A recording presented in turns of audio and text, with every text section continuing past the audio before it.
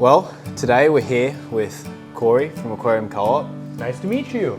I think everyone knows Cory. I've been watching Cory's videos since I was a little kid, and this is absolutely amazing to finally come to your room. I know it must be weird for you to hear that, but It is. today we're going to go through Cory's collection. You've revamped the room, so it's changed a bit. Like, this place looks amazing. Thank you. Yeah, we're just going to hang out here today and talk business. Cory's got a perfect business mind, so I've been picking that for my stuff in Australia. And yeah, I mean, you got some really cool fish here, so I wanted to show everyone that.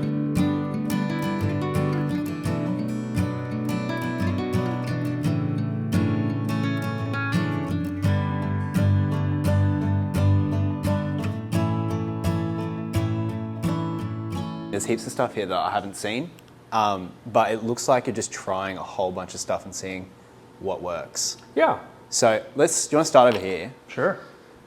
At the end tank number one. Yeah, so tell us about these fish. What are these? They look like a Goodied? They are. These are, well, I would say Xenotaka eiseni, but there's going to be a purist that would say that there's actually two different types of Xenotaka at this point. And I just still call them the eiseni because that's all I've ever known, but these are probably the Rio whatever they are.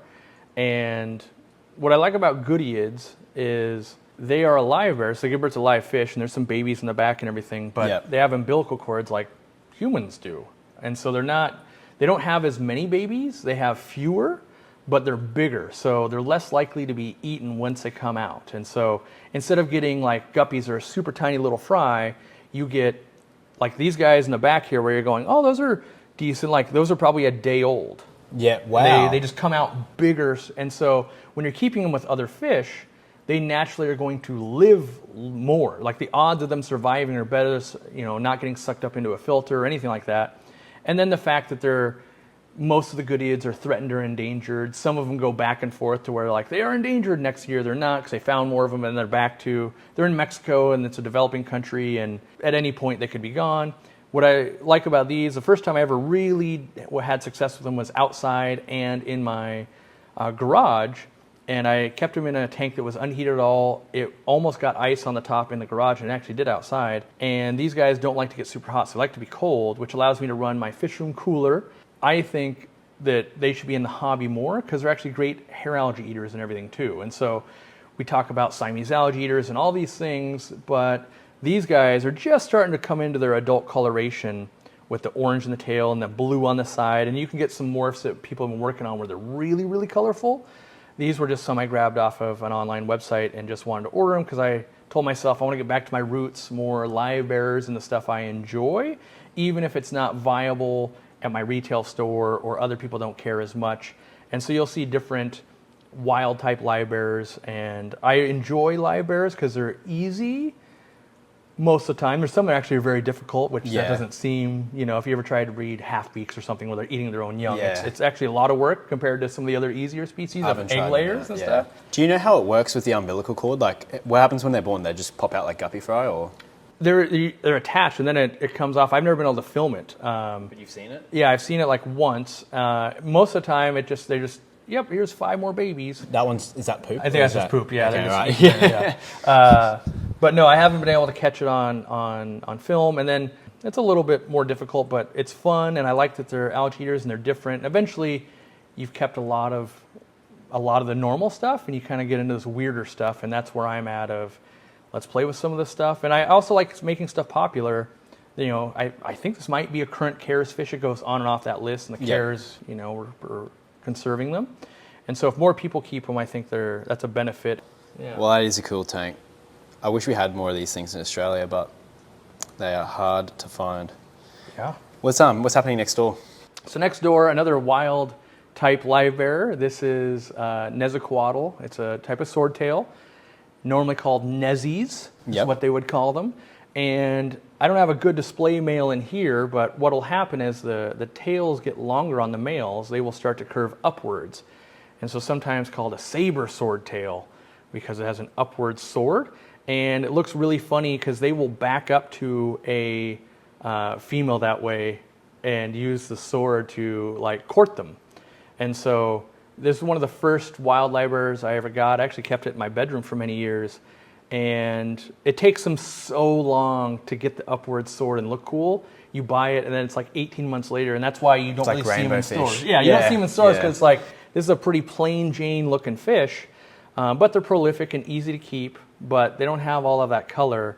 But this will definitely be a thing where once they're grown in, YouTube will be dying for them, but that's still like another year away. I was going to ask, what's this? This looks like a... Yeah, the common name might be a Red-nose. Pinocchio shrimp, red-nosed shrimp.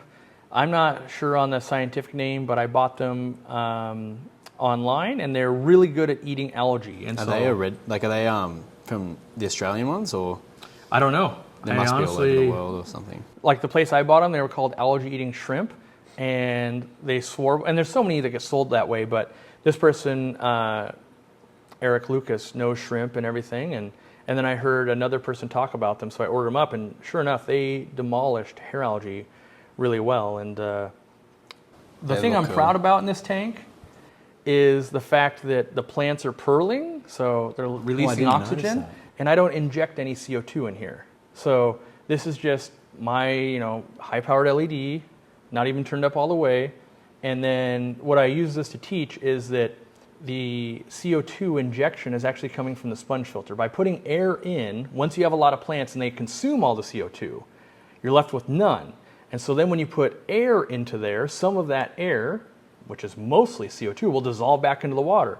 And so by keeping the oxygen level high with an air stone or something like that, or a sponge filter, and then also bringing in that CO2 with fast-growing plants with fertilizer and light, you can get this effect that everyone's usually chasing by injecting CO2. And so people are so afraid of air stones and gassing off all the CO2, and they, in my opinion, and this is my favorite part of YouTube and just the business in general, is there's one way to do it, but then there's 10 other ways, and one way is really popular, and I love to find the other ways to show people, like, yes, injecting CO2 is amazing, and you should play with it, and you should learn about it, but you can also get similar results without doing that.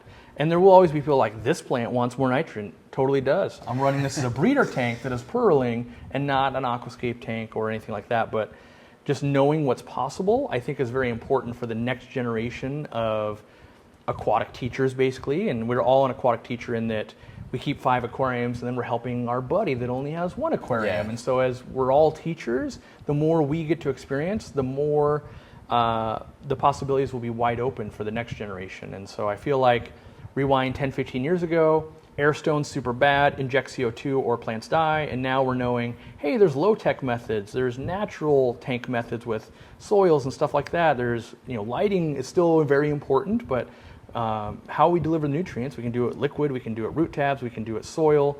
We're learning all of these things, and this creates more options for people, and they can choose what they like. I personally love to squirt fertilizer in, have good lighting and sponge filters, and make my life easy for breeding. But someone who's doing a high-end tank that's going to submit it to a competition can't have a sponge filter. It looks too bad. Yeah. And so I just have different goals than other people, and I think it's important for everybody to realize everyone has different goals. You can all have good-looking tanks, but someone might be trying to propagate a rare plant. Someone might be trying to breed a fish. Someone might be trying to entertain a child. Someone might be trying to put on a display at a restaurant. They're all viable, and we will all enjoy them. And it's not so much who's better, and instead just take it all in. Take it with a grain of salt. Yeah. I was going to ask, there's pygmy corys in here. They're going to be impossible for me to film. Do they breed in here? Not yet. That's been one of my goals, is both pygmy, and then a couple tanks down I have Hastatus, and then also Habrosis. All 3 of those can be colony bred, meaning you can breed them all in a tank that's densely planted, where most corys, they'll go back and eat their own eggs. You can do that, and so I'm hoping to be able to show that on YouTube. Even though I've got so many fry of these guys, long term I'm hoping to see a little fry and going, hey, I didn't pull eggs, and this is one method to do some of these fish. And one reason I'm so dedicated to breeding fish or showing people how to do it is, 15, 20 years ago, my budget's super limited. And when you go and you buy pygmy corys at $5 each and you spend $30, that would have been like all the money I had after like working and paying bills. And so if I ever wanted to see a school of 100 of these, I had to make more. And I think there's a lot of people in that situation, whether you're just young or whether your finances go to something else, you've got a family and all of that. And I love to also see baby fish. My wife loves it. I think it brings the families together too, of like, oh, we're raising up. They get little names. Yeah. And so I really enjoy that aspect. And so I want to get back to more of my roots. That's how my channel started, was breeding fish. And that's why I was just showing people how I did it. My first video ever was how I was doing it outside, and I wanted to prove that you could also raise brine shrimp to adults outside. So it's on a different channel even, but my goal was always, let me just show you what I'm doing, not so much telling you what to do. And I still maintain that. You can have a look at what I'm doing, but there's a million ways to do everything I do, and some will be better, some will be worse. You know, people love canister filters. I hate them. Yeah. When you have 30 aquariums and you got to clean 30 canister filters in a weekend, you'll hate them too. Yeah. It's just a scale thing. You got one tank, canister filters are amazing. Yeah. So These are cool. So these are obviously like a wild betta. What are they? Betta pugnax, and I like this because one, it's kind of clickbaity of like, I bred bettas, and that's kind of cool. But I've done a lot of bettas over the years, and I really like these ones because they're mouth brooders. So they hold all the babies in their mouth, and they don't build bubble nests. They're super easy.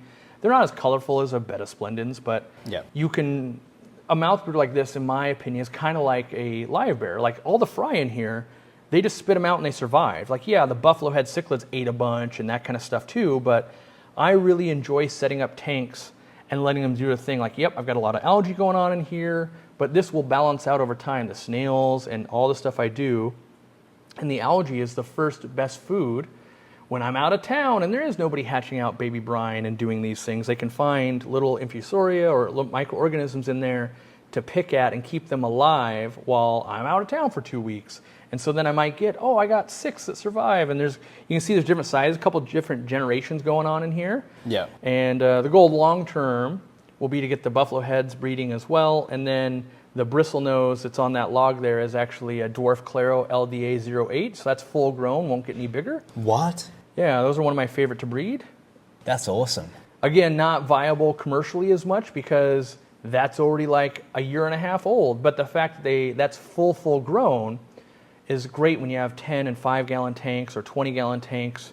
And so I put a bunch of pairs. I spent a bunch of money to buy them. And how much are they each? I think I was paying about $30, 30 US each.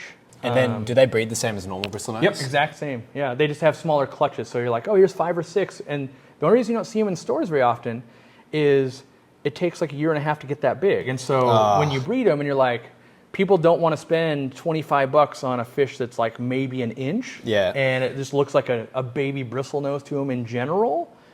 And it's only the people that really know what you have, they're going, wait, but that's exactly what I need for my tanks. It's not going to get big and I could breed it. And the clutches are only like 7 to 12 at a time, kind of like more like a zebra pleco where it's like, oh, it's not going to be a huge clutch.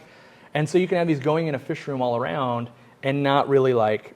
You could also get scammed on these really easy too. You could. Yeah. And you want a good source, but you know, I've bred them over the years. Dean has as well, and you can sell like a group of them a few times, and then you kind of saturate the area. But the good news is, not like an albino bristlenose where you're like, I've got 700 of these in here. You're like, oh, on a good day, I've got 40 of them. Yeah. They're like an autosynclus that actually breeds a little bit, but not out of control like bristlenose. And the colors can get pretty good. If we see any other ones in the tanks, the males can kind of get some really nice gold to them and everything for a bristlenose. Like, it's not a bright blue fish or anything, but it's still something that is pretty enjoyable by most people, I think. I've actually seen these buffalo heads around the place quite a bit up here in Seattle.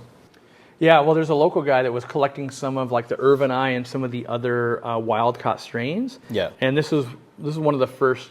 I keep saying that because I guess I'm going back to my roots, but one of the first few fish I was breeding. Yeah. And I think you go in cycles like, I bred that fish 12 years ago, and now it's been 12 years. I'm like, I really miss that fish. That fish was amazing, but I haven't because I've been experiencing all the other fish. And so then I come back and I go, well, let me get some of those original OGs back in here. And like, I do love these things. Yeah, I totally agree. It's like a cycle. It's like, all right, let's try something common, and then you want to get something rare, then you want to get something common. Yeah.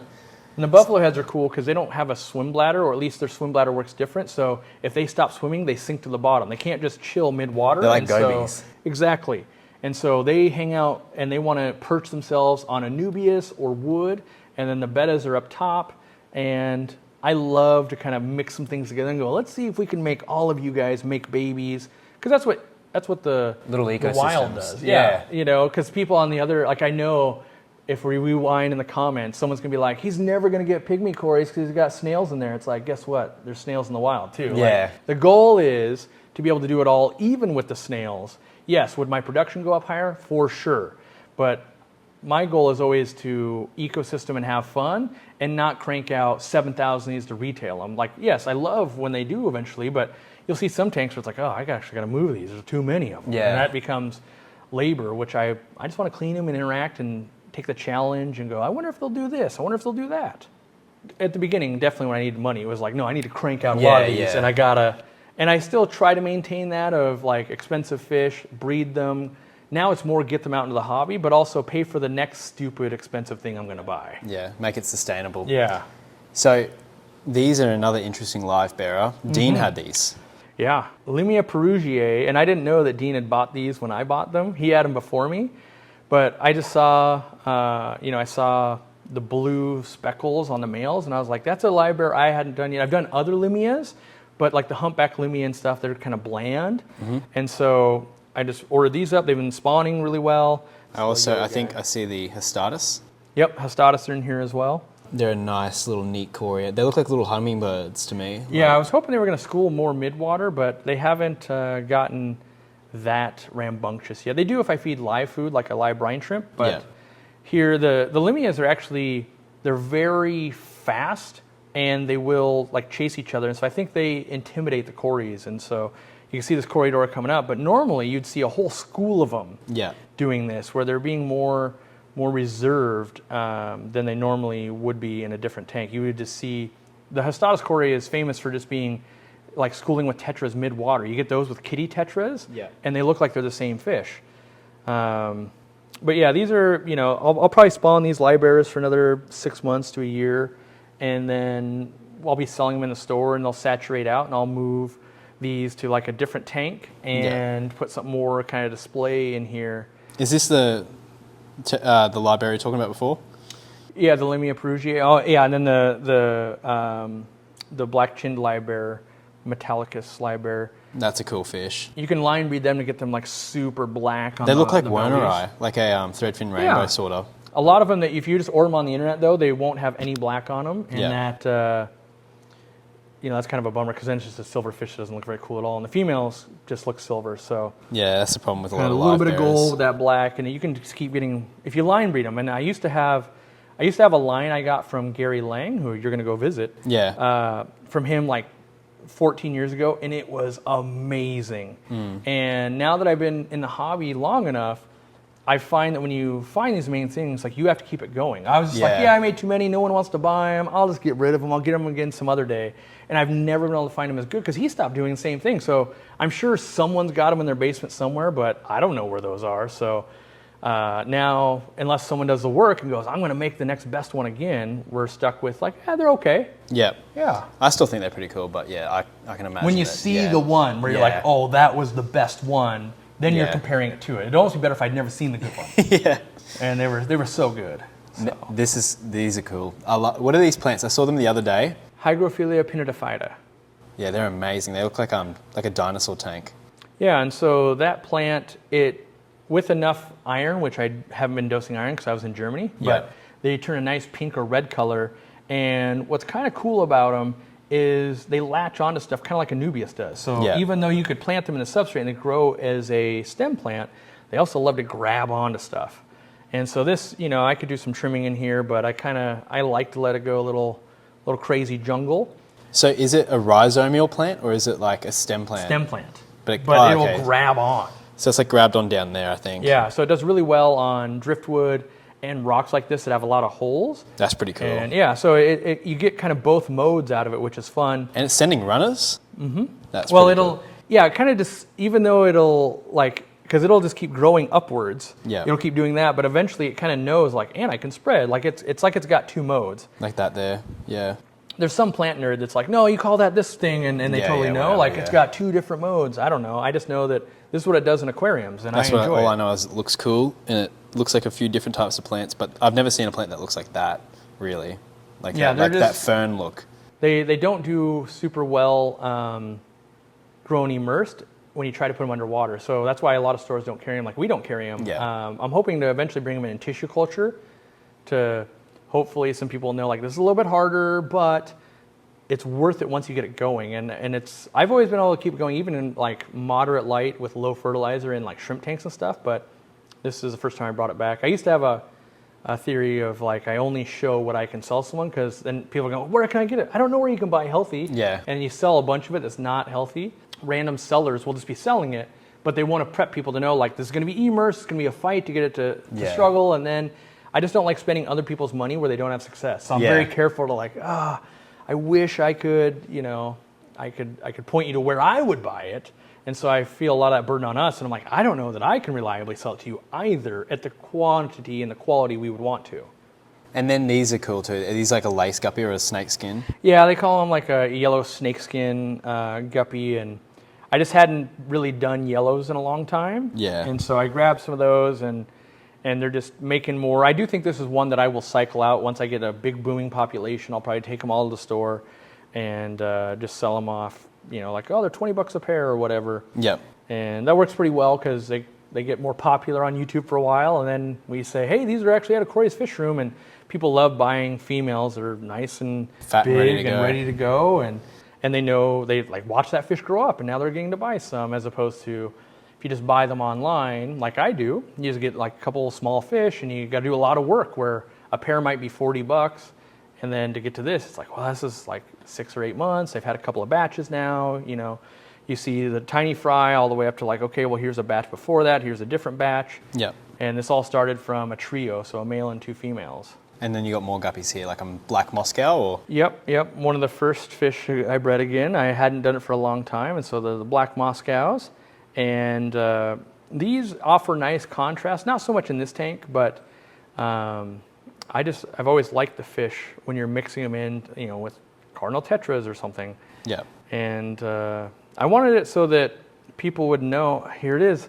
I literally was telling people, I was like, the only problem I've ever had with black Moscows, they throw albinos, or at least blonde ones, and this guy in the comments like, never, I've been breeding them my whole life, never has that happened. And I was like, I don't know if I'm just breeding more than him, so I need to get that one out. Yeah. Because that long term will change the look of this. And I like to colony breed in that a lot of people might pick males and females and breed them. I just keep removing and bring them to the store the ones that I think are the least good. Yeah. So real quickly, I'm bringing really good ones there because I'm sorting between the absolute best. It's amazing that little fry. I've seen it happen. If you grow that up, like you let it get in there and breed, it quickly changes. Like instantly you've got like that one will throw 50% blonde, and then like all of a sudden the whole tank's just turned into a mess. So yeah, same thing happened here with the cherry shrimp. Like one threw orange, and I didn't take them out, and they all started breeding orange. Now it's like, oh, this tank, we would just sell them as like mutt shrimp at this point. Like they're okay to look at, but I couldn't sell them as like, oh, they're a nice cherry, because the genetics are mixed up, and which I'm okay with. I just like to look at it, and I usually use this as an example of people want to breed for profit or something. Yeah. Where it's like you can breed shrimp and guppies and even a pleco all in the same tank and be like funding your hobby. And maybe pygmy corys too. Yeah. You can get so much going. You will get a boom bust. Like a lot of times you'll get like, okay, I've got 1,000 shrimp. Yep. And then when you start going, oh, I've got 400 plecos, like the shrimp are kind of dwindling because they're not getting as much food. But if you constantly kind of, oh, I could sell 30 shrimp this month to the store, and then, oh, I sold 3 pairs, and I like business a lot, so I go, well, this 40-gallon breeder, can it make me $100 a month? Like it pays for itself and it pays for the next tank. Yeah, and then that one will start giving you an extra. Exactly, and that's where, you know, it's not so much that I'm looking to get rich, it's just when I do find that expensive fish going, oh, like I've got some fish I've got some tetras I spent $50 a piece on, which was the most I've ever spent on tetras, but in my mind I justify it going, yeah, I'll breed some more fish and that'll pay for it, because they're rare and they're wild caught and they're from Africa, and I do have fish in the room I've went and caught myself from the wild, they like in Peru and stuff, but I probably know I'm not going to go catch these tetras myself, and even if I did, it'd cost me $500 each because of the amount of work and time and all that. So no, that's what originally got me onto your channel. Like, well, I was watching it originally, but then like more of the breeding for profit videos, like the original ones, and like learning, because as a kid, like I had like limited budget, so it was like whatever mum would allow me to buy, and then like I was like, well, I watched your video and I was like, yeah, like if I can make a few shrimp, if I can make some guppies, trade them in, then I can get the next, like I wanted to get these blue shrimp. Yeah.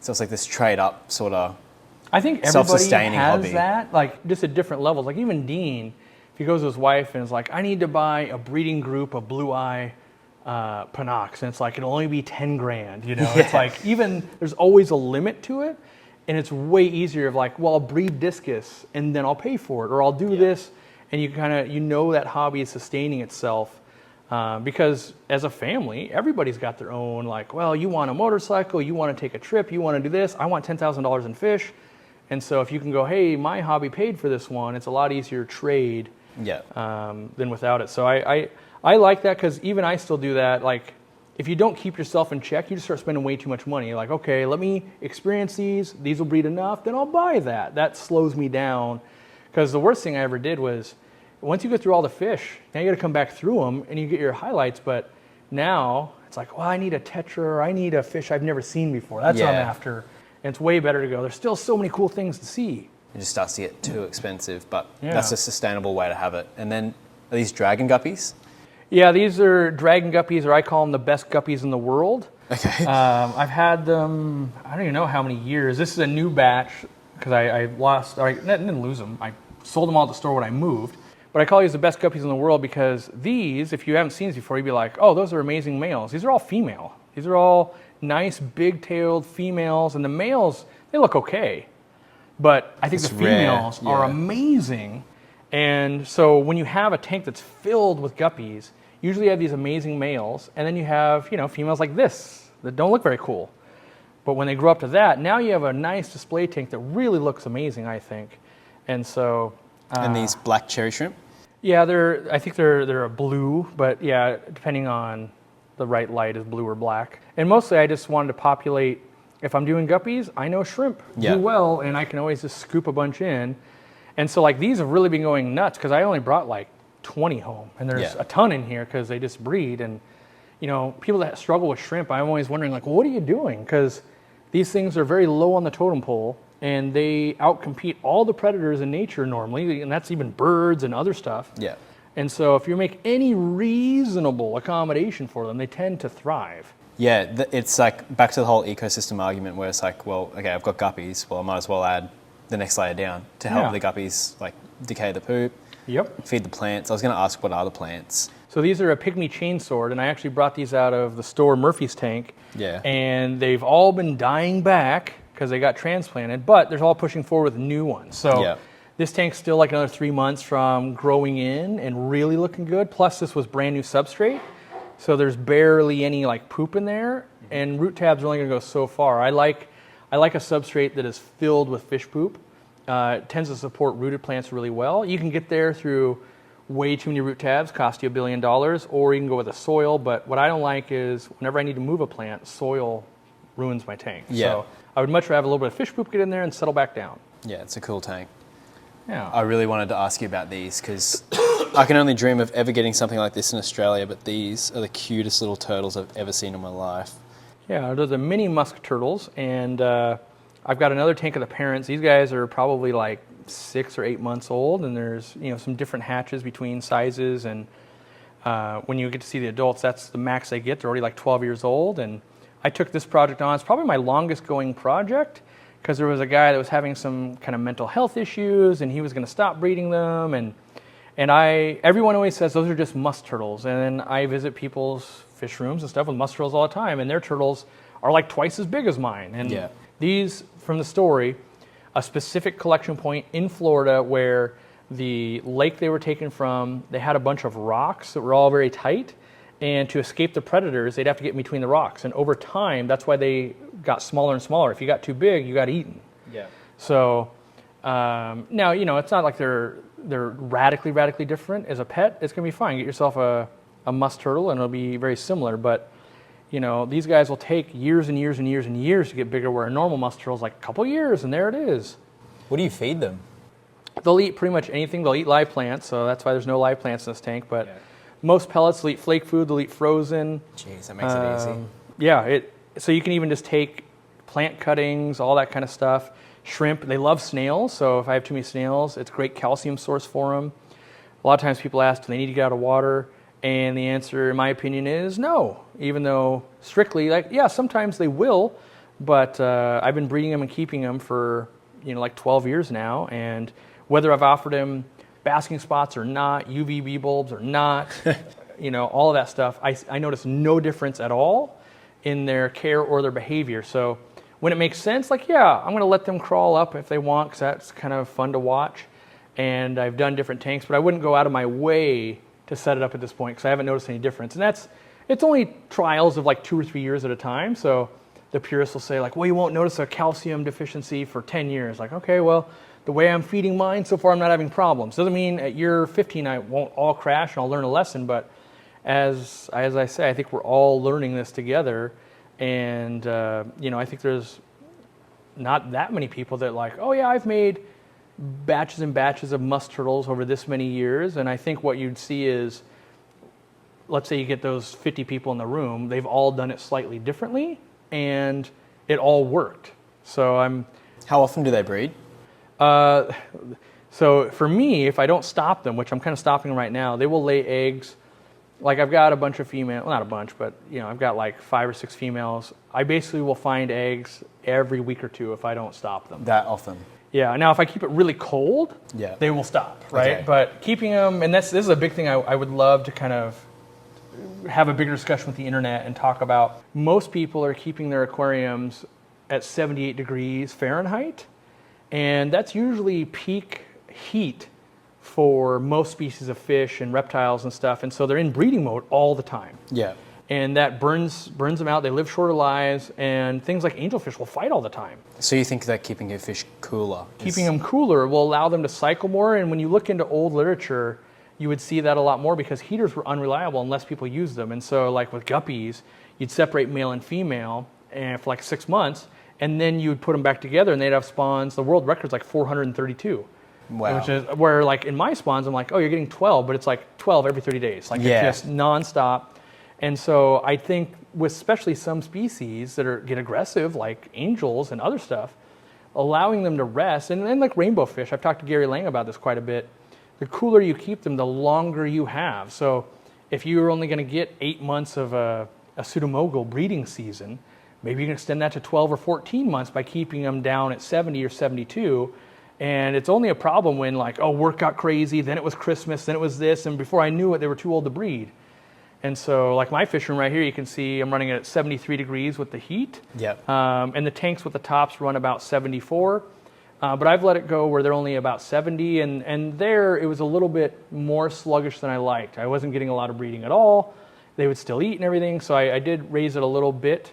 And I find that this is comfortable to film in and work in, and then in the summer I do let it get warmer. So even though it's 73 in here, I don't like crank the AC to keep it down. I will let it get 80, 85. So they can have the breeding season. Yeah, and they definitely will, and it allows me to just experience the fish in different ways, and algae and all that kind of stuff is different. I've got skylights that also start playing with stuff. Yeah, I love the skylights like up there. I thought it was going to be amazing because I love the nature aspect of it, but it kind of makes it a nightmare. Yeah, where it's like, oh, 1/3 of the year, I got to scrape this thing down like every 10 minutes. And the 800 gallons is the worst offender of that. So another question I was going to ask about these is how long does it take for them from like hatching to breeding? Are they one that takes like 10 years to get to breeding size? No, I would say it's more like a couple years. Okay. But they'll start breeding at like this big. Yeah. So where adults are more like this max. Yeah. And so these guys are probably about a year to where they could start showing some breeding action and stuff, but I'm not. The problem I have with these turtles is I make more, and legally I can't sell any turtle under 4 inches in America, and like so you got to grow even them out. most of the adults aren't 4 inches. Yeah. So legally I can give them away, so I give them to different people sometimes that I know are like, you're gonna make an honest effort.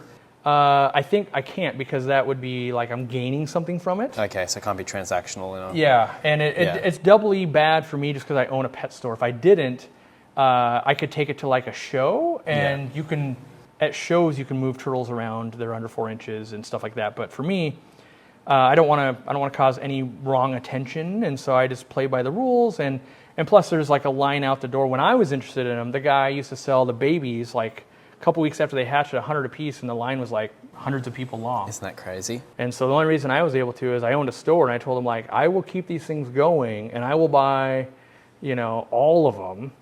And, you know, I ended up not buying them because he just gave them to me because I was so interested. Because I was like, I think these are special. I think these are worth, like, keeping going, and I will do my best to do that, which I hadn't bred turtles ever at that point, but I had success with fish.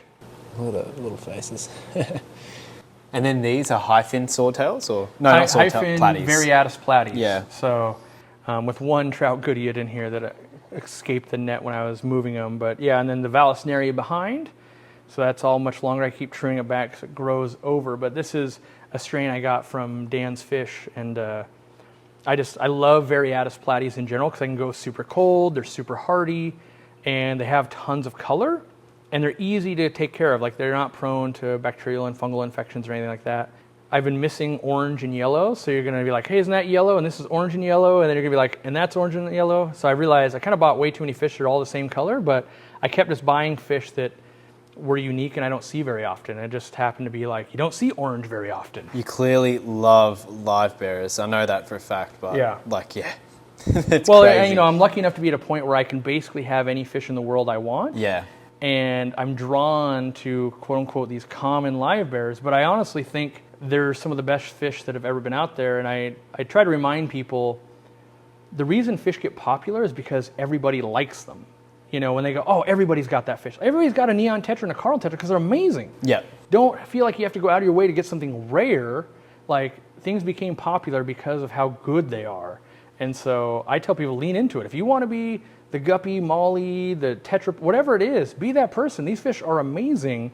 And any of these fish, if you were to go and the internet didn't exist and you just found them in the wild, you'd be amazed. So the fact we get to keep them in our homes is amazing to me. And I think all fish are underpriced when you compare them to like almost any other pet. Yep. You know, the fact like, yeah, it's a little bit of setup, but the maintenance is pretty low, and I can go get something from halfway around the world for $50. Like, yeah. That's crazy. Yeah, I totally agree that like people undervalue their fish. There's like a shop near me in Brisbane, and they like charge through the nose for like neons, all that sort of stuff, and it's worked for the last 25 years. We charge more than other same. places because we quarantine. We want really healthy Yeah. fish, but you'll get people to come in like, I can go to a chain store and they've got them on special for $1, and I go, well, you're gonna have to quarantine them and do all of that. And you also get better customers that way too. Like they actually care. Well, I think a lot of them do graduate too. Like, yeah, I had a lot of problems with those, and they're willing to pay more money when they don't have the problems. And then also, they usually start seeing like, oh, this one actually, you know, we could have lots of different Variatus in here, but only one looks good, you know. But we know like these are the fry, so the person can explain these are going to become those, and not just some random orange one. You also cut out that like impulse buy. It's like, oh well, these are only like $2, so I'll get them. That's it's like, why oh wait, these are $8. I need 10. Like at the store, we don't sell any betta less than $20, which everyone goes, "You're the most expensive." And it's like, say someone we're just tired of killing bettas. Yeah, no. We get wedding call. I need 100 bettas. I want to be a centerpiece. Like, oh, they're $20. Oh, they're so expensive. I'm not buying those. Like, good. We don't want that to happen. And what's your cheapest fish? Like, we're not gonna have something that's gonna work out here. No, yeah. Yeah. So more livebearers. Are these the Vienna guppies? These are the Vienna guppies from the World Championships that I brought back. They were so good, I told myself, I have to bring them back. I didn't have an import license that was current at the time, and so I paid a lot of money to ship them from Vienna to Germany, and then I paid like 180 euros for an extra checked bag, because apparently it's 180 euros and really expensive. I got on the plane, I land in like Michigan, and the Department of like Wildlife wasn't there, and so I just had to leave the fish because I didn't have any import stuff for them. I had to leave them there. They called me the next day and they said, yep, they're just some guppies. If you pay to FedEx them to yourself, I'll drop them off at FedEx. So they had already printed the thing and they invoiced me, so it was like $100 and some just to ship it to myself. All told, I think it was like $500-ish to get like 4 fish. But they've done really well. Did you lose any along the way? No, I didn't lose a single one, so that was good because it was just plane flights, you know, and they basically had to stay one night over in an airport. But they weren't going to get here otherwise because it was the person that was like making these, just a home breeder. When I travel the world, when you meet a home breeder and they've got amazing fish, the amount of work it takes to get this to a different country though is a lot. And they're going like, yeah, but I just sell them for $10 each or something like. And so like if I want to ship fish to another country, I have to have them come and inspect my facility here and everything. I have to become a known shipper because I'm, make sure I'm not shipping bombs instead of water and all this crazy stuff. And so it makes no sense. And so I just had to take the chance. And luckily it worked out. I don't recommend everybody try that because you could waste a lot of money. And I definitely don't recommend not, declaring them. You should. Must have been a relief when you finally got babies out of these. Yes, it definitely was. And I'm glad to see that. So I did the classic mistake I tell people not to do. I was breeding them. We were selling tons. People were flying in to buy them, all that kind of stuff. And they kind of oversaturated at our local store. And when I went to move, I was like, all right, we've got so many people breeding them. And I handed them off to an employee as well. And then everybody kind of stopped breeding them. And people started to ask, like, where's the Vienna guppies? I'm like, I don't have any more. So I had to track more down that were in the United States. And now I've got them going again, even though now there's other people breeding them again. Because that's how breeding cycles go. Everyone's got them, no one's got them. Let's all start breeding them. Everyone's got them, no one's got them. And so I need to keep them around to be like, we have them when nobody has them. Yeah. And so in here, what I need to do is I need to cull, and by cull, I just take them to the store and sell them as mutts. There's way too many males. And so I need to go through and pick for quality because you'll see lots of different, slight difference on the tail. That one's got full black around. That one ends, and so what I will do when I colony breed is I will basically take out every male except for 2 or 3 of them and leave all the females. And when I'm on it, I'm doing that every 3 months, whether it's shrimp, fish. If you do that every 3 months, you will continually make your fish a better and better line. And in my experience, I haven't run into inbreeding issues, at least at 10 years. Maybe after that I would, but I haven't. When you say like you can't let go of these, there's like in fish rooms, how like you get like a shopping complex and then you get like all the different stores in there. Yeah. And you get like the anchor tenants. It's like an anchor tenant species of the room. Like you need to like figure out, okay, which of my species can I like interchange and do as seasons go, and then which of these like my bread and butter anchor tenant in the room that like. And the problem I run into is like, let's say I've got 3 times as many of these, and they've got a tank at the store. I'm like, these like it's starting to border on not humane for them. Like either I got to start like feeding them to turtles, and that's how I found out they won't even eat them. I got to like, well, these got to go somewhere. Are these the bristlenose down there too? Yep. Full grown. That's insane. Yeah, they're. If you ever get a chance to import them, they're fun just to have. In Australia, you can't even import bristlenose. It's just the ones that are there that stay there. Like you're not legally allowed to bring in bristlenose. I know there difficulties and all that. That's why I'm saying if you ever get the chance, for some reason there's a person that has them or whatever. They're a cracker. Yeah, it's worth it to because they're pretty rare in the United States even. Like, when I wanted to find them, it takes me usually a couple years to track them down again. Because they just usually are only wild caught. Rarely do you find people that breed them, and when you do, they've sold out of them so fast. Yeah, crazy. These are nice. I love these. Yeah, the blue Mickey Mouse, are they? Yep. I've tried these guys like 10 different times in my career, and too often they're not blue enough for me. Yeah. And so these ones, I saw them at my own store. I'm just like, I'm like, well, these are the best blue platies I've ever seen. How do I not know we have these? And so I brought a group home, and I'm starting to get a few fry out of them. They chase their own fry down pretty good. They've clearly got the Vienna guppy in the line there. Yeah, exactly. It's always like you redo a tank and there's like one little fry. I know, and it grows out. And I just need to go like, yep, you need to go over here. Yep, you need to go over there. That type of thing. But I'm hoping these guys will hit that critical mass and really start cranking out babies because I do like this line quite a bit. How long does it take like from getting like a group like this? When did you get these? Probably 4 or 5 months ago. That long? Yeah. How long does it take to like get it to like, I don't know, like this? Just a bad example. But Platies, I know they breed a bit slower for me. Every time I get them. What I find is, like, usually for me it takes about a year to get what I call critical mass. Like right here, she's not going to have a bunch of fry because she's nonstop harassed by the males. Yeah. So that means her whole life she's burning off the fat that would go into like the baby production. And so even when I feed, if I fed this tank, she's not going to eat nearly as much because the males won't leave them alone. Yeah. And so usually what I do is I get in here and I go, all right, I'm either going to move this big fat female to another tank and hatch out like, oh, here's 80 of them. Yeah. Or I just remove the males and vacation them somewhere and let these girls have their babies. Now I've got 200 of them in the tank. You put the adults back in. Now the 2 boys I have that are harassing the girls, we spread out over hundreds of girls. Yeah. And now they'll just keep cranking them out. But right now, they like because the females are hungry, they'll even eat some of their own fry. The males are chasing the whole time, and we can see like there's some fry. Like it's gonna slowly keep going forward. My big problem I have is that like, oh, you've had them for 4 or 5 months. Like, yeah, but I've been out of town for 2 of the months because it's like got to do this trip, got to do that thing. And so when I can just focus on the fish, it can be much faster. But I've learned that I have to set these things up as almost like set it and forget it.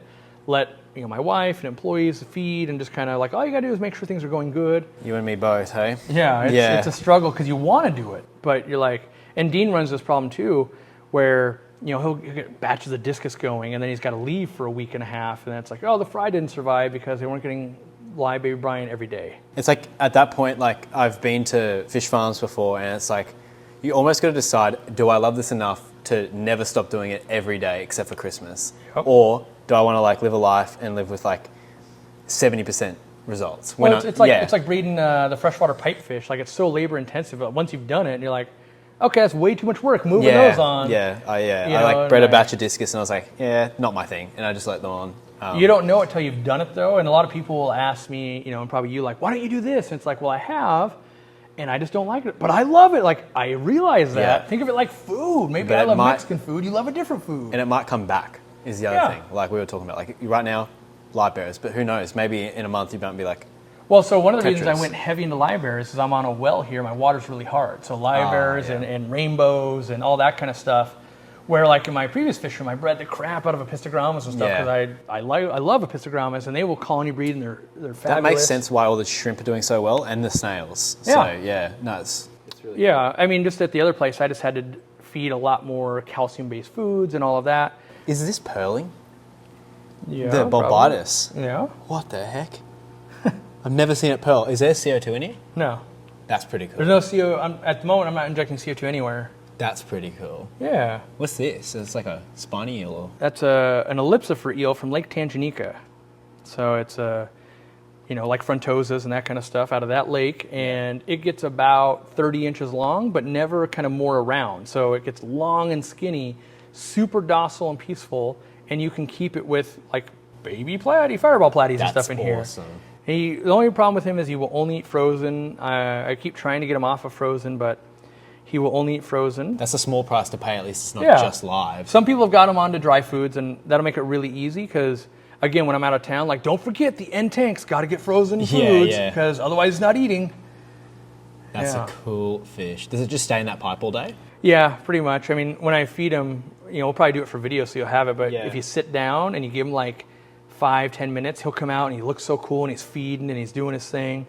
But very reclusive, wants more dim light. This is one of my favorite tanks. I just can't believe you got bulbitis pearling. Yeah. That's really cool. I've got this weird contaminant in here. Like the bacteria? I call it like a freshwater sponge. When you feel it, it's going to be like, what is this weird thing? It's not an algae. Yeah, it's like I don't know. I get that too. And it's hard because it's hard to find things that eat it. Yeah, I don't even know what would eat it. And a lot of times it'll grow on the glass as like almost like a flower looking thing, like a mushroom coral. Do you have any ideas of how you get rid of it? No, I just showed up in my tanks like 5 or 6 years ago, and it kind of spread with some plants. And I would love to like, oh, this thing eats it. I would just instantly like fix all of my tanks. Yeah. Like there's like 1 or 2 other tanks that have it.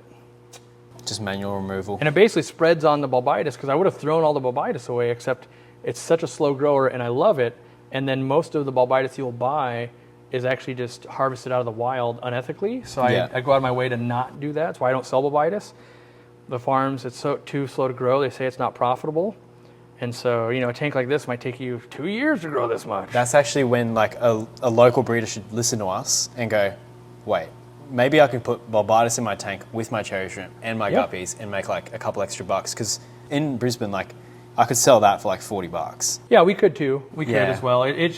It's and like you throw it in there and forget about it, and then like next minute it's so low maintenance. You don't even really need to fertilize it or anything. Like fish poop will just do well enough.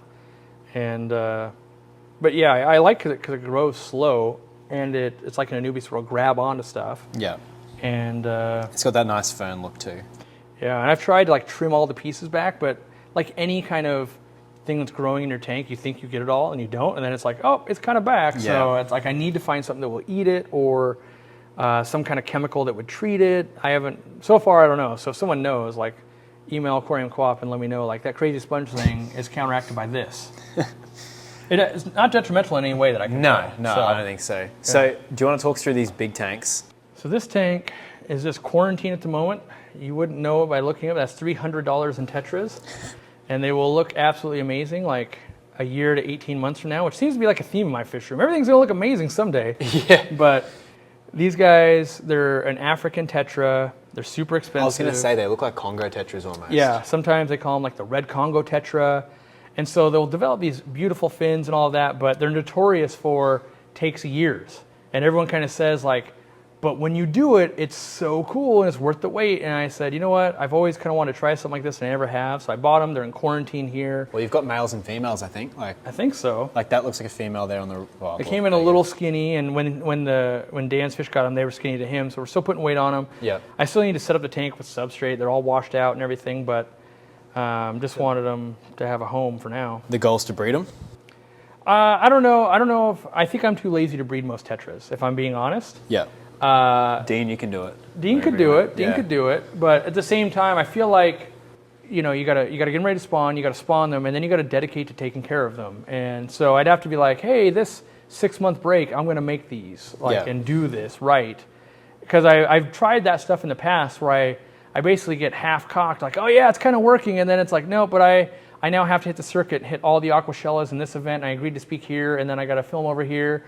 And then you come back to like, oh, they didn't make it? Like now I just look like I'm a terrible fish keeper. Just give a pair to Dean for like a weekend. That's the deal we kind of have going with Dean and I is like I'll work on stuff, grow it out, try to spawn it. And after like a year of me going, you know what, I just don't have time, I go, here, Dean. It's like the leopard frogs. Leopard frogs and the candy striped plecos. And then, because I know what a good fish is and like, oh, we don't see these very often. I got to get them. Yeah, they're badass. That's step one. And then step two is like, okay, we got to breed them. And then if I can't do it, move it on to Dean. If Dean can't do it, then we move it on to another person. And it doesn't happen that often where it gets through both of us. But we get, now that Dean goes around and speaks, and he'll go on trips with me sometimes like, and he's also got a beach house. We're both in Peru right now. Yeah. Like, oh no. But I try to buy stuff that, like rainbow fish, what I don't love about rainbow fish is once you hatch out the eggs, they're that tiny like, hair size for so long. Once you get them onto baby brine, easy mode. Yeah. But if I don't have green water and like trying to feed them a bunch of times a day, at least for me, I found that family and employees, they don't have the right touch to get them going while I'm not there. You need like a blue thumb, like it's like a green thumb. Yeah. You got to kind of know like that's too much, and you got to have like airflow just right. You don't want to mix it too much. Like there's all these little things. You have to have like killed enough fry to know how to not kill the fry. Yeah. But yeah, I reckon I'd love to have a crack at breeding these. Too bad I don't live close by, because the second they're fat, I know that you could spawn them, and like they'd be pretty cool to keep in the hobby. So yeah, I hope so. I mean, it's one of those like. Let's not overcommit now. Yeah, I try not to do that because then people are like, what's going on with that project? Like, well, it's another year or two before they're ready. Or something bad happened. I've had that happen too, where I've had things where things go wrong when I'm not here. Yeah. And I'm not just going to throw the employee under the bus. So I just kind of have to be like, yep, didn't work out. And people are like, you killed that. And it's like, we'll go with I killed it, sure. Because it's not worth ruining, making someone else feel terrible. Because it's always an accident. No one goes out of the way of like, yeah, I killed those things for you. Yeah. It's always like, like I've had troubles where I've had like 2 or 3 different people try to do maintenance and feed and stuff while I'm gone. And it's intricate enough, like they might service a filter. Well, one time they plugged it back into the light timer. So while I was gone, it was only running 8 hours a day. And that was a problem. We lost a lot of fish from that. And just things like that where it's honest mistakes. They didn't know, wasn't labeled. I could have done a better job.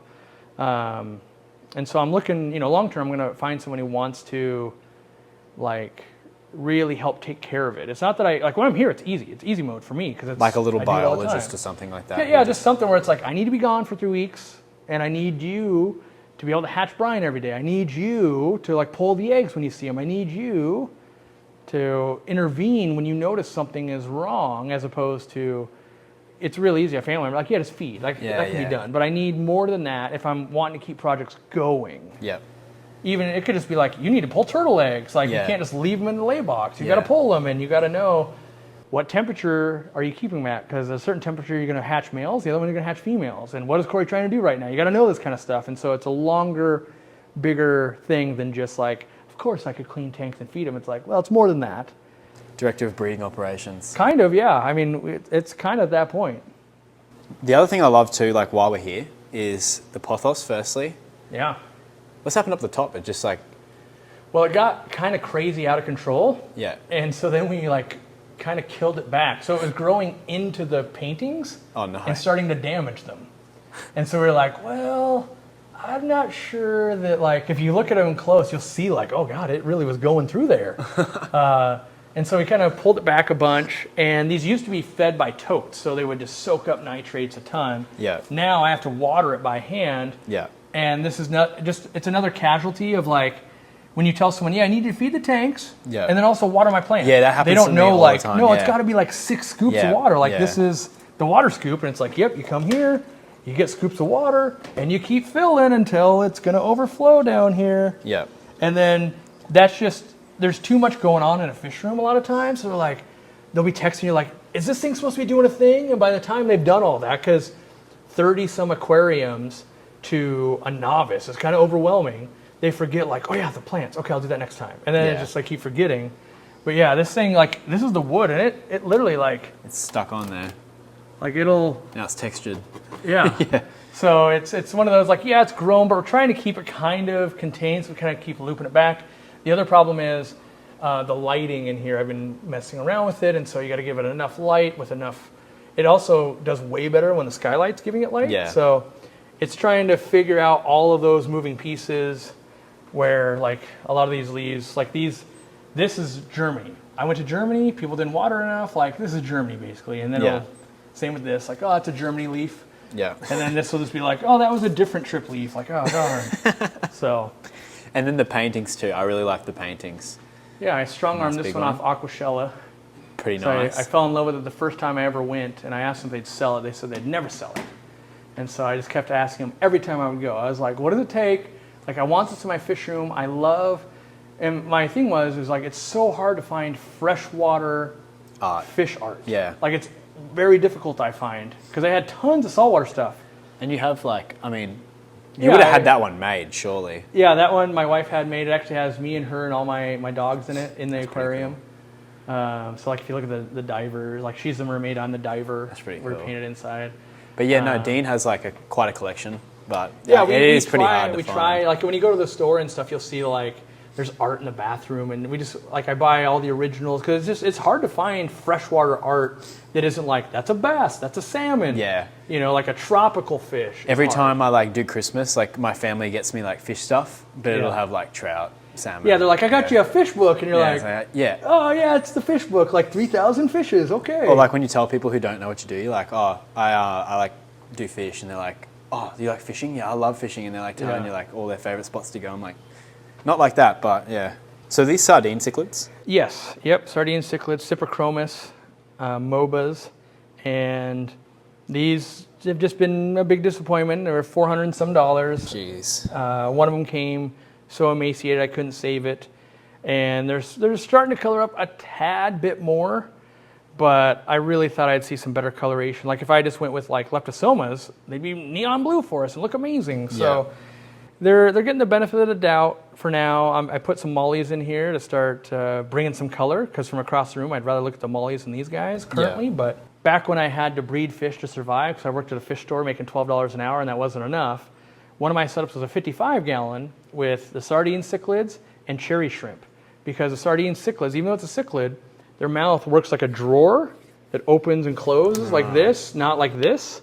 So it has to slide open, and the babies can swim out because they're a mouth brooder also.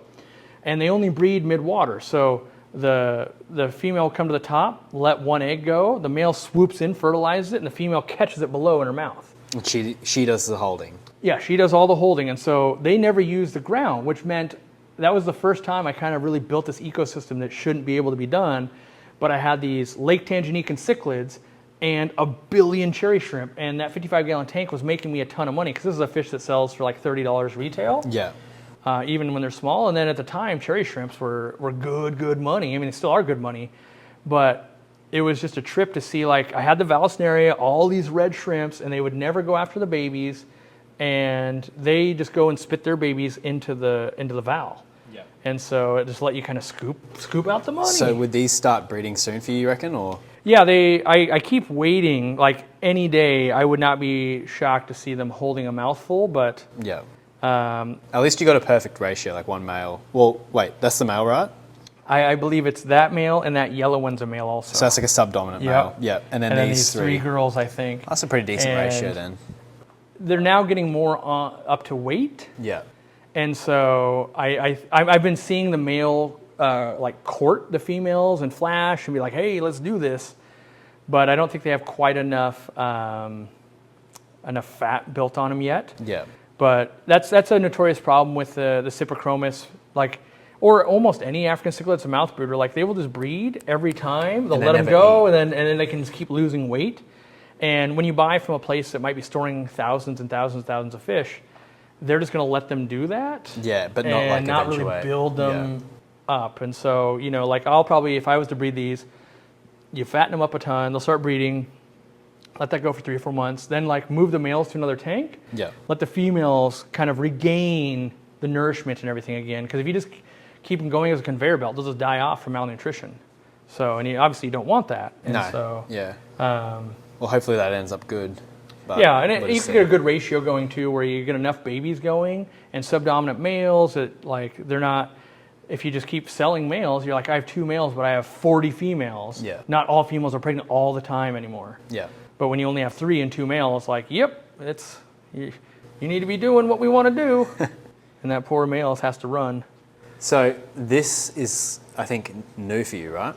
Yeah, I wanted to re-show how to set up like a cinder block rack, kind of get back to my roots. Because I had a midlife YouTube crisis basically of like, yep, I've done 1,000 videos, I've done 280 some live streams, and like, what do I want to do? I've done it all. Obviously I haven't done it all, but I've done so much of stuff. Yeah. Like, what am I enjoying though? When I wake up, what do I want to go do? And part of it was, I really like breeding fish. I like walking in and just seeing babies. I enjoy that every time I see that. And so I was like, okay, I need to be breeding some.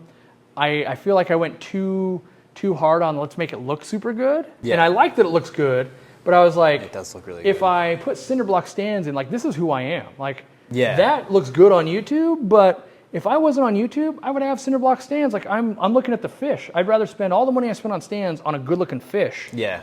And so that was my thought process here. Was like, all right, let me build this wall to be like I used to run it when this is what I like to do. And even though it's not as flashy, and so then my goal is I want to just keep putting in different things I want to breed. And there's some products that are much longer term, like these guys, or like those tetras really should have gone like here and like just let them sit in the corner for like a year. And then when they're looking good, we'll bring them out, start trying to work with them.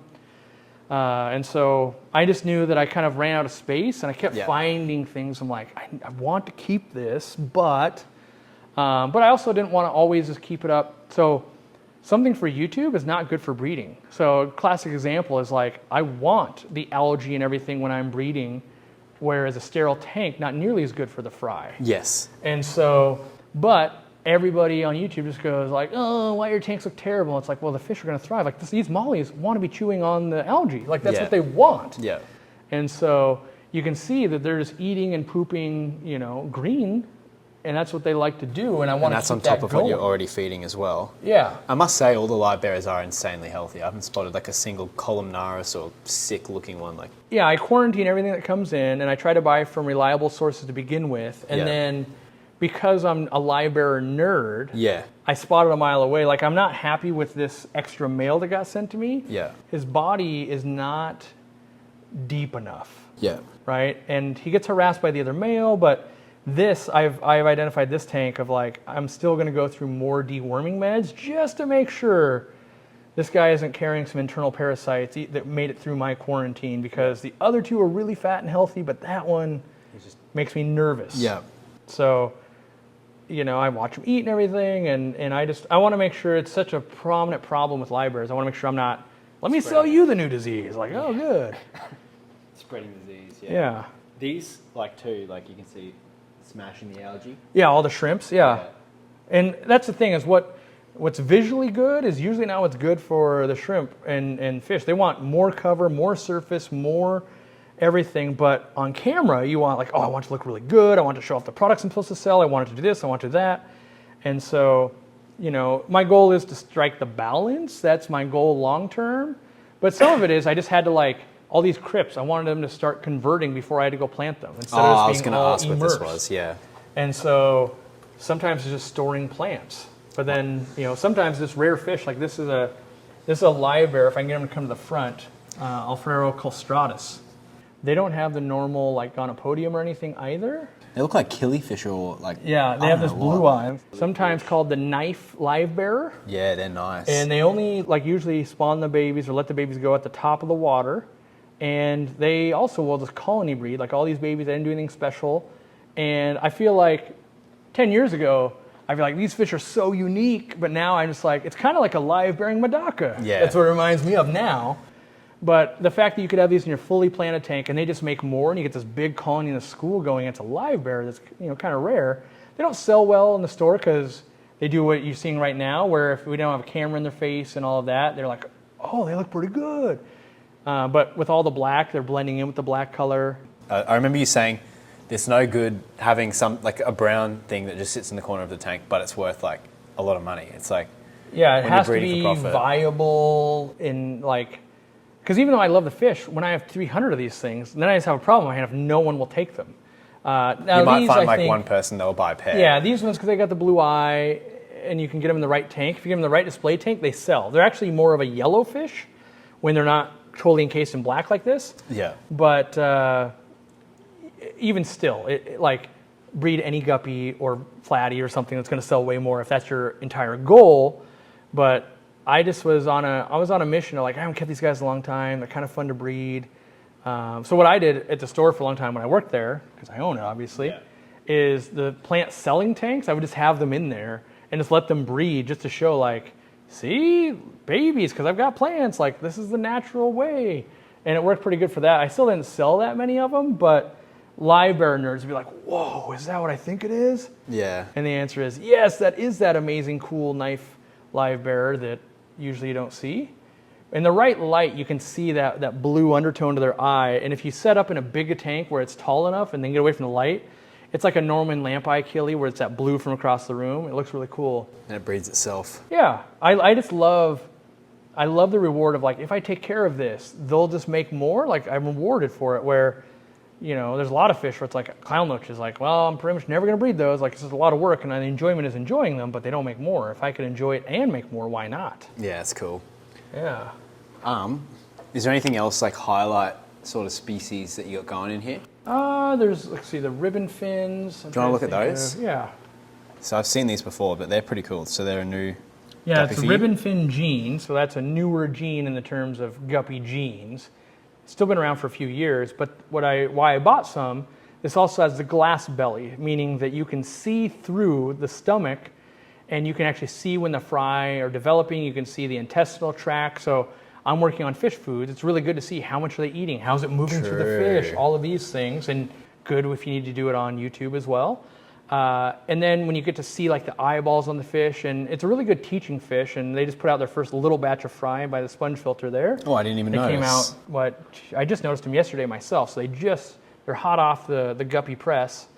And, you know, so that was a fish I paid $30 for the pair, and I'll use them to teach, and I'll enjoy them, and we'll get some at the store and that kind of stuff. And then eventually, you know, I'll move on, because they're not super duper colorful and amazing. I think it's a fin pattern that I find is cool, and the glass belly thing. If you could swap that to like, you know, the original ones I paid to import from Thailand like 12 years ago, they were like a glass fire red. They looked super cool because they were an albino fish with like the orange body. You could see through them, so the yellow and orange organs kind of showed off better.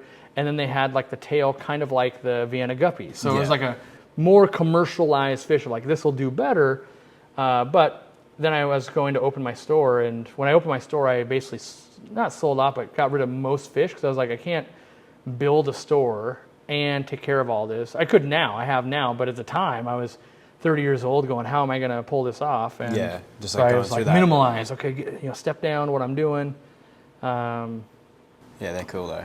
Yeah, and then I like that, like, how, like the bottom bit when like they look at you on the front, like the fins are amazing. Yeah, like I just that. wish they didn't have to be transparent. I kind Yeah. of wanted to have some color. Yeah. But maybe, when you grow out 60 fry, you notice, hey, there's some of the variation. I'll start selecting for some of this I like. They look like thread fin rainbows, but like fat. Yeah.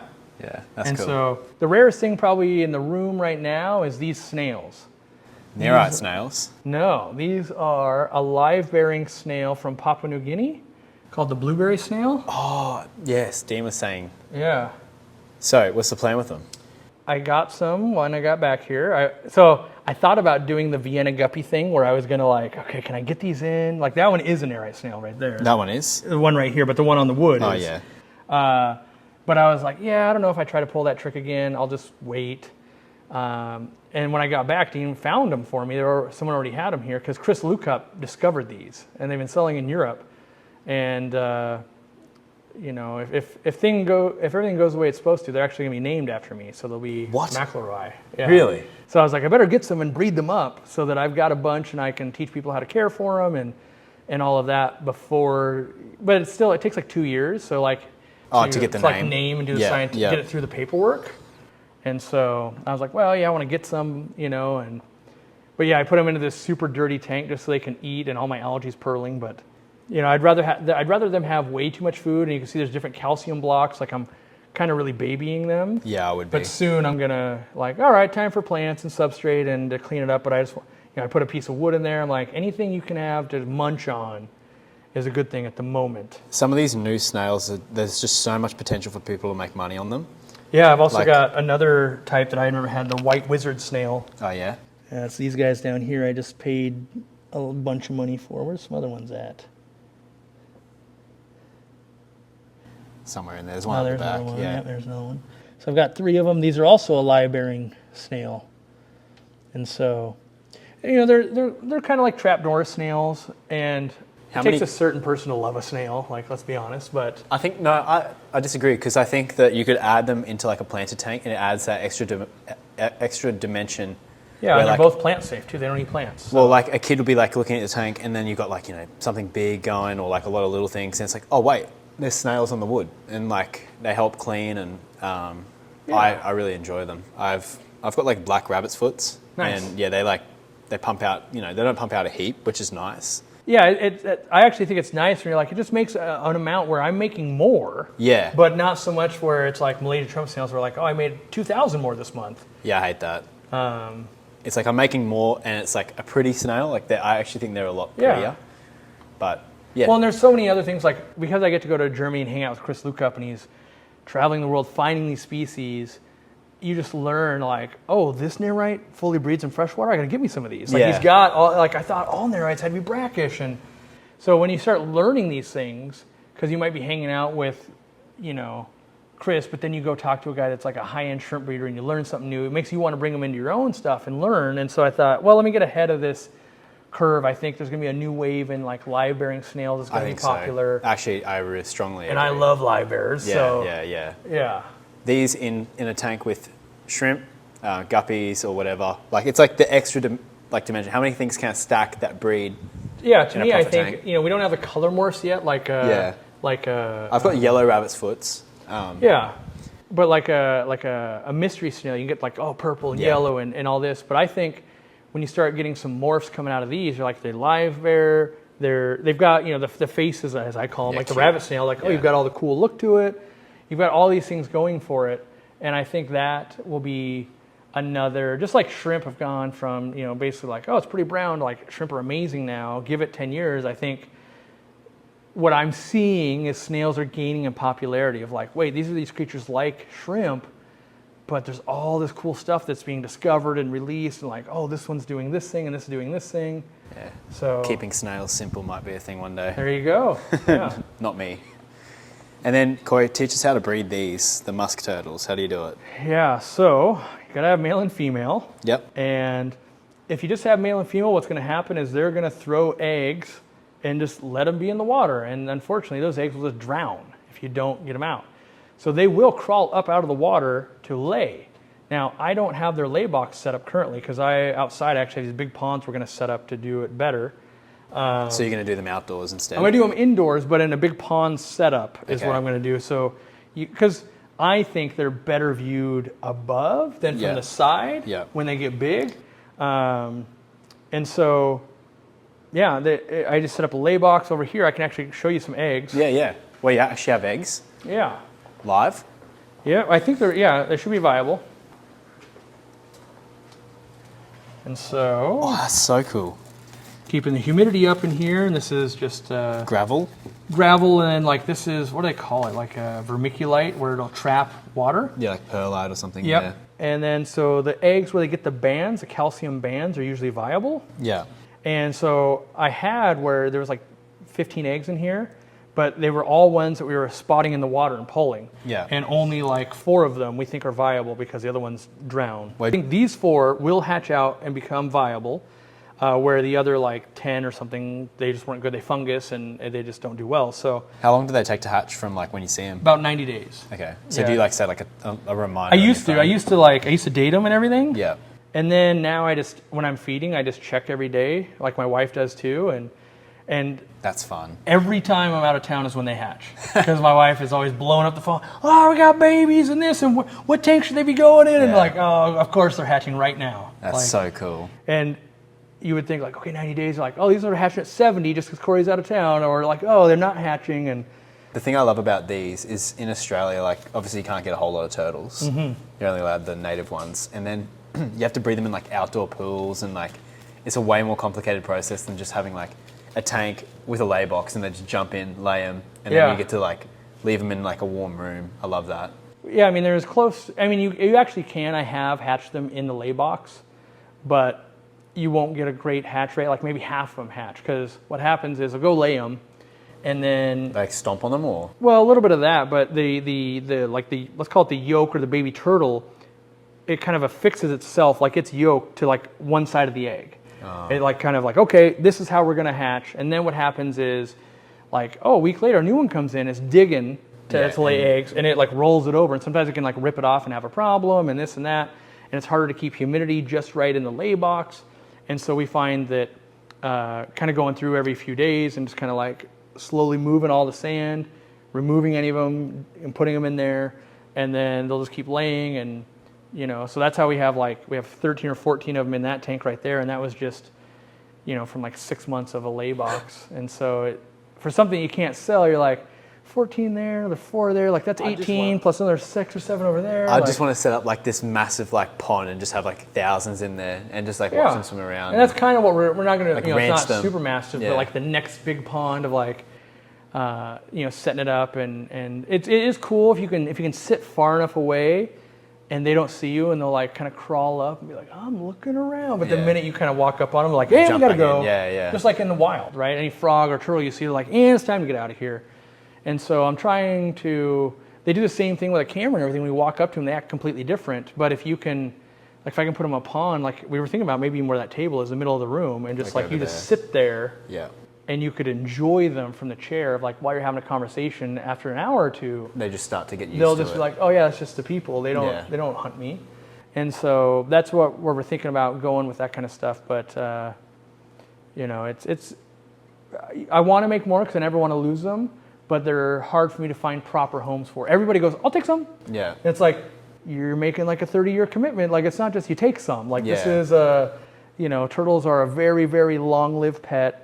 They've got needs. Like I've got special food over there where they're eating, calcium-enriched stuff. They're eating freeze-dried fish. Or like they'll eat anything, but I don't want to be the example on YouTube where it's like, oh, they all died. Cory never gave them calcium or something, And I've watched some people that have gotten them, not do so well with them, and it's like they tried their hardest. So it wasn't like, but it's when you raise them up and they're your own babies, you really want to make sure they do well, obviously. And so I feel like. Maybe like a dog breeder or something where it's like, no, I'm gonna interview you if you can have these. Like what? Yeah. Because my wife, even Dean wants some more, and my wife's like, no, we're not getting ready. We're keeping them all, And it's like, if we keep them all, we're gonna have 500 turtles. She's like, what's wrong with that? And I'm like, what's wrong with that? 500 turtles is a lot of turtles over time, and there's other stuff to fall in love with and play with too. So You've got like all the wet pets as well. yeah, Like this is like the definition of a wet pet. yeah, Elmer. Yeah. Yep, Elmer, the fly river or pig-nosed turtle. He's going to go live at the store here soon, so more people can enjoy him. He actually is captive bred, which, if you know the fly river turtles, you're like, wow, that is super duper rare, because most often they're just ripped from the wild. And they take like 30 years to get to the breeding size. And so I had to import this from, was it Sweden, I think? Yeah, I think we have the import permits and everything. Jeez. Got Dean and myself one, and they were expensive, but I like to hopefully practice what I preach and like buy as sustainable as possible when available, and try to breed everything. Like all the other fish, not all the other fish, but the Corridoras and this Cupido cichlids that are in here. What kind of corys are they?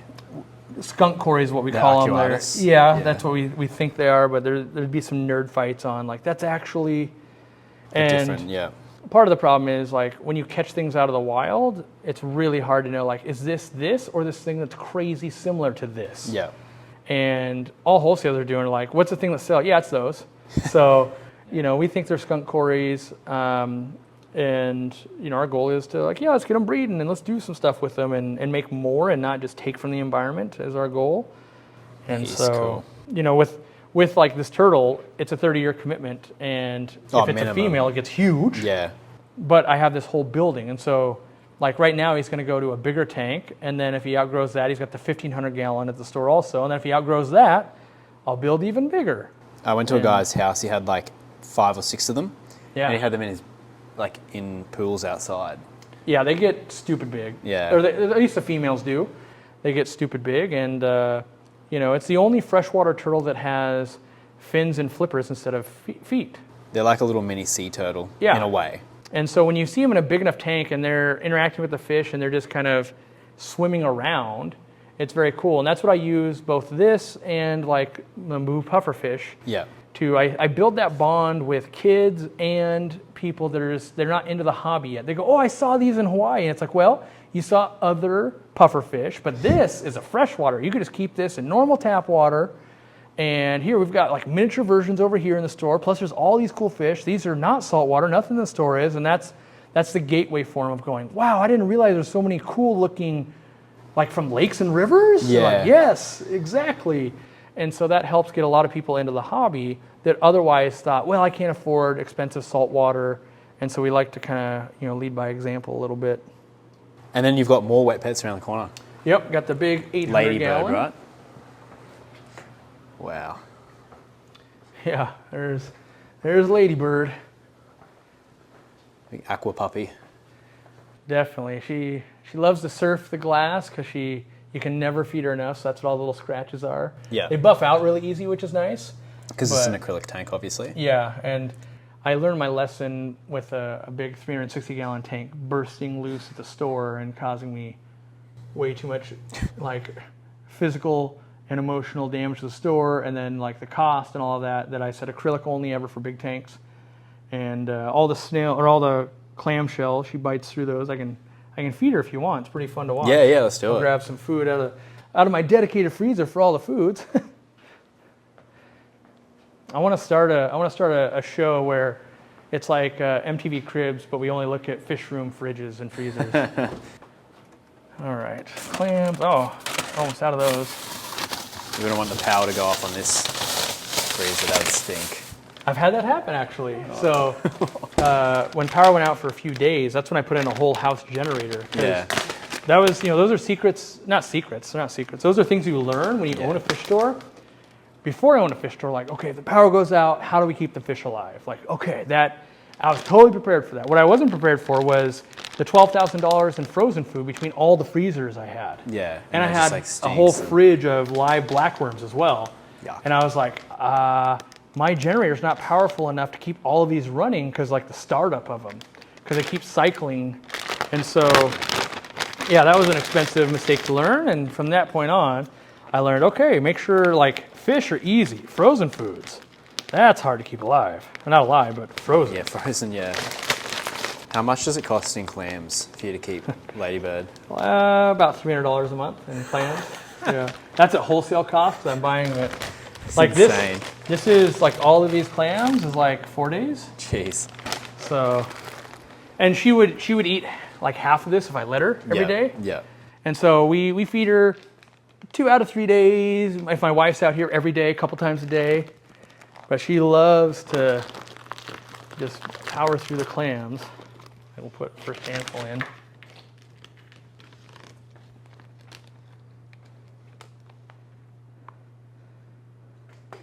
Whoa. Isn't that crazy you can hear that? I know everyone's said that from the videos I've watched, like, oh, you can actually hear it, but like, ooh. It's because it doesn't translate on video. In person, Yeah. you're like, it's almost, you don't feel the shockwave, but somehow you're like, that's real. It's like someone trying to explain like an earthquake to someone else. They're like, Yeah. oh, it feels like the floor's rumbling, and You can see a baby hillstream loach Yeah, isn't going, that hey, I'll eat crazy? some of that. I love hillstream loaches so much. I love the babies that are in here too.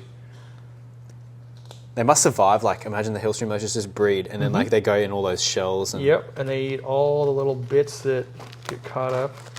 But like you see how fast she basically went through a whole handful of clams, Yeah. and she'll just keep putting them down. And she has to have the clams, or at least she has to have stuff with shells so that it will trim the teeth down. It's like a rabbit where it's always growing. What else do you feed her?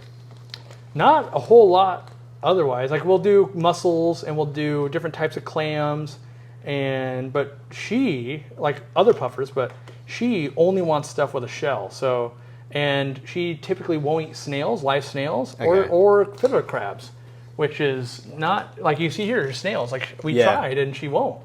So most Mubu puffers will just murder anything, like Yeah. not anything like fish wise, but like all the invertebrates are like, yep, I eat that. But for some reason, she likes it to be dead already and a shell. Yeah. It's fussy. It's like when dogs don't eat like the dry food. Yeah. Like they start getting too used to the wet food. You just can't give them anything else. That's so cool. I didn't realize how big she was. Yeah, they get huge. Like this is an 800-gallon aquarium, and it starts making it look small. Yeah, yeah. When you see it from the side too, because you're like, wait, this thing's like half this tank. Like Yeah, that's this insane. is this is 4 feet. I love also the trout Goodieds, aren't they? Yep. So technically not endangered, even though like last year it was. But yeah, another live bearer. This is the Greg Sage line, so it's got a lot of yellow in it. Not Yeah. all of them have that, but they're really good algae eaters. I was having a lot of hair algae, so I put them in here, and they've been having lots of babies. They got lots of space, and they've been fixing my hair algae problems, and they cohabitate well with everything else. You know, they're not picking off the baby. Like you see all these little baby hill streams. Isn't that so cool? Yeah, there's all over with that adult. There's probably like 100 of them in here. There's so many. Way more, I think. I Yeah. think like close to like There's 500. There's also Because you're like looking at here, like, right? Yeah. You can see like 5. But then you spread that by like everywhere. well, a along the fish breeder tank. knows like, yeah, you pick this thing up. You know, I mean, you're like in this Yeah, plant. Like, exactly. Like yeah. how many over there don't realize that there's food going on here, and they're just like chilling. Yeah, so there's also horse-faced loaches in here that usually just burrow in the gravel. So you have to Barely see you have to them. set up a tripod and just like chill Yeah. and wait to see them. But they're super fun. And then this tank looks completely different during the summer because we've got the skylight right over it, and so then you get the natural sunlight. You get a lot of algae, so I got to scrub it all the time. over there. But then you get the true colors of fish coming out, which is really cool. So I enjoy that as well. But it's a love-hate relationship. I love Mubu puffers. Yeah. But they make it so difficult to make a tank look cool because any of the clams move over there, they just eat through the plants, everything. And so, like when this tank was clown loaches and tiger barbs or goldfish, you can make this tank visually look amazing, where this wet pet has to be the feature. Like that guy or that girl is amazing, and that's kind of what it is. But I like it when I can just make it both look really good. Like, wow, that tank's amazing, and the specimen's Yeah. amazing. Yeah. And I think, honestly, half of my problem was the skylight. It's just really hard when half the year. Yeah, it's easy to spook some of these big fish, and people don't realize the power. Like one time at the old house, you got this stuck on your It's like suction chin all of a cup sudden. She ran into the side. Something spooked her, and she like broke one of her teeth completely Ooh. off. And so it took like a year to grow back. Now it's fine, and it looked kind of way worse than it was. Yeah. But yeah, we're hoping that she'll adapt to life at the store because there's so many people coming around all the time. And, even though we talk to her and play with her every day, you never, like, you see it on the cameras, kids and adults even just like bang out, like do something. And even though you got signs of like, please don't do that, like I'll keep doing it. Just public's the public, and you know, you can say, hey, you know, they don't like that, but they usually get used to it. So. Well, Cory, thank you so much for letting us through the room. It's like, Yeah. honestly, it's so weird to go through somewhere that like you've seen so much online. And thank you so much for being such a good host. We've had such a great time here. So I'm glad. You're I welcome can't wait back. to get. Yeah. You're welcome on our side of the world. We'd take you anywhere. So I'm going to the wild. If we're going there, like I'll visit your stuff. And Yeah. like, I want to go see I wild. can like outback, you know, creeks, all that sort Outback of stuff. Steakhouse. Okay. Yeah. All right. I reckon we wrap it up here. Thanks, Yeah. guys. See ya.